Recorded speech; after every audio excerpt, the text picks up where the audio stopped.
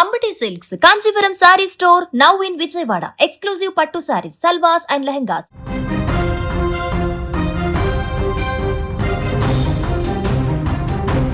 పిల్లలు గొప్ప స్థాయికి ఎదగాలని ఏ తల్లిదండ్రులైనా కోరుకుంటారు.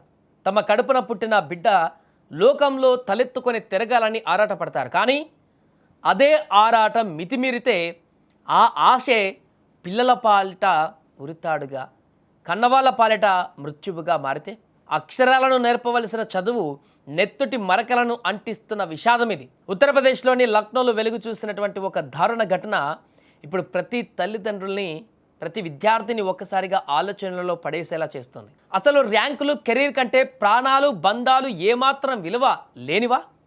ఈ వీడియో పూర్తిగా చూస్తే మీ గుండె కూడా బరువెక్కుతోంది. లక్నోలో మన్వేంద్ర ప్రతాప్ సింగ్ అనేటువంటి వ్యక్తి వర్ధమాన్ పాథాలజీ అనే పేరుతో ఒక ల్యాబ్ నడుపుతూ కుటుంబాన్ని పోషించుకుంటున్నాడు. ఆయనకు ఒక కొడుకు కూడా ఉన్నాడు. తన కొడుకు డాక్టర్ కావాలన్నది ఆ యొక్క తండ్రి కల. అందుకే నీట్ పరీక్షకు బాగా ప్రిపేర్ అవ్వాలని, చదువుపైన శ్రద్ధ పెట్టాలని కొడుక్కి రోజు చెప్తూ ఉండేవాడు. తండ్రి మాటలు ఆ కొడుక్కి చెవికెక్కలేదు సరికదా, తన పైన ఒత్తిడి తెస్తున్నాడన్న కోపం రోజుకు రోజుకు తన మనసులో పెరుగుతూ వచ్చింది. ఆ కోపం ఎంతలా అంటే తనను కనిపించిన తండ్రి అనే కనికరం లేకుండా చేసేసింది. కన్న తండ్రిని అత్యంత కిరాతకంగా కాల్చి చంపేలా చేసేసింది. అంతటితో ఆగని ఆ కసాయి కొడుకు తండ్రి మృతదేహాన్ని ముక్కలు ముక్కలుగా నరికి ఇంట్లోనే ఒక డ్రమ్లో దాచినటువంటి ఘటన ఇప్పుడు కలకలం రేపుతోంది. 2 రోజుల పాటు మన్వేంద్ర ప్రతాప్ సింగ్ కనిపించకపోయేసరికి కుటుంబ సభ్యులు, బంధువులు కంగారపడ్డారు. పోలీసులకు ఫిర్యాదు చేయడంతో మిస్సింగ్ కేసు ఫస్ట్ నమోదు చేసుకున్నారు. పోలీసులు దర్యాప్తు ప్రారంభించారు. ఎక్కడా వెతికినా కూడా ఆయన ఆచూకీ దొరకలేదు. కానీ వారి సొంత ఇంట్లోనే ఏదో భరించలేని దుర్వాసన వస్తుండడంతో పోలీసులకు అనుమానం వచ్చింది. ఇల్లంతా వెతికిన పోలీసులకు ఒక డ్రమ్ములో కుళ్ళిపోయిన స్థితిలో ఉన్నటువంటి మన్వేంద్ర ప్రతాప్ సింగ్ మృతదేహం ముక్కలు కనిపించాయి. ఆ దృశ్యం చూసిన పోలీసులే వణికిపోయారు. కన్న కొడుకే ఈ దారుణానికి ఒడిగట్టాడని తెలిసి అక్కడున్న వారందరూ కూడా ఒక్కసారిగా షాక్ అయ్యారు, భయభ్రాంతలకు గురయ్యారు, ఒక్కసారిగా ఆందోళనకు గురయ్యారు. చూడండి, ఇవాళ రేపు పిల్లలు ఏ రకంగా తయారవుతున్నారో ఎగ్జాంపుల్గా ఇది మనం చూడొచ్చు. తల్లి, తండ్రి అనేటువంటి వరుసలు మర్చిపోతున్నారు, విలువలను మర్చిపోతున్నారు, విలువలు లేని జీవితాలను కొనసాగిస్తున్నారు. అది ఎంత దూరం తీసుకువెళుతుందంటే తననికి జన్మనిచ్చినటువంటి తల్లిదండ్రులనే చంపేసేటువంటి దారుణమైనటువంటి స్థితికి తీసుకువెళుతుంది. ఈ ఒక్క ఘటనే కాదు, ఇంకా చాలా జరిగాయి ఇలాంటి ఘటనలు.